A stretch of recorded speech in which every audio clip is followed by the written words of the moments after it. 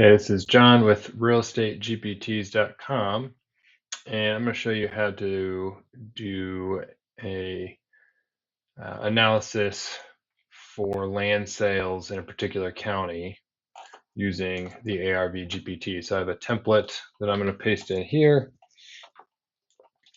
and you have you'll have access to this template, and I'm going to go fill in. Basically, what it needs here is county state is Brown County, Wisconsin. Time window, let's do last 12 months. Land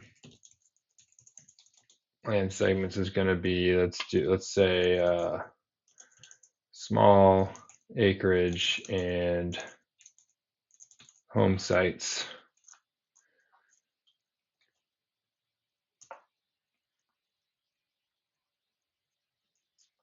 And we can just give it that. The rest of it is included in that prompt that I pasted there. Now the prompt is basically outlining what inputs to expect. So we gave it a few there, and also what the output should look like. For this analysis, there's a couple of rules built in there, such as keeping the analysis at a county level. Make sure to segment, right? So we're not comparing half acre lots the same way that we would, a 50-acre parcel. Basically make sure that the GPT should explain itself, let us know what it's thinking about, how much data it has to go by. And then we can also do things like break out by type of buyer. So that could have gone into the little bit of extra information I put into the prompt there, right? We could have said we want people who are doing agriculture or builder lots, things like that. And so here's what we get. So we get kind of what sells here, what are people looking for. They give us a county overview of the volume and activity, so we see how many sold, and it's segmenting that down by sizes, lot sizes, and looking at trends and seasonality. Looks like home sites are getting good demand. Small acreage sites of 5 to 20 are a little lower demand,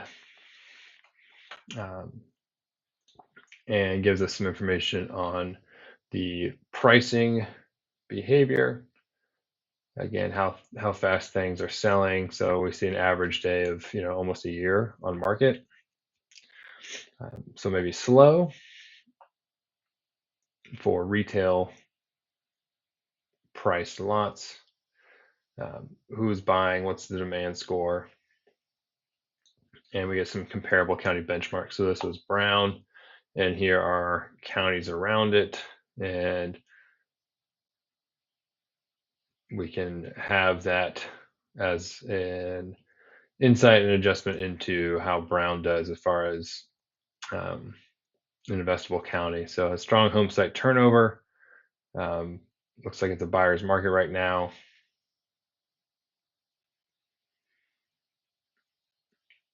And especially if you're new to the area or the county, some risks that you need to watch out for.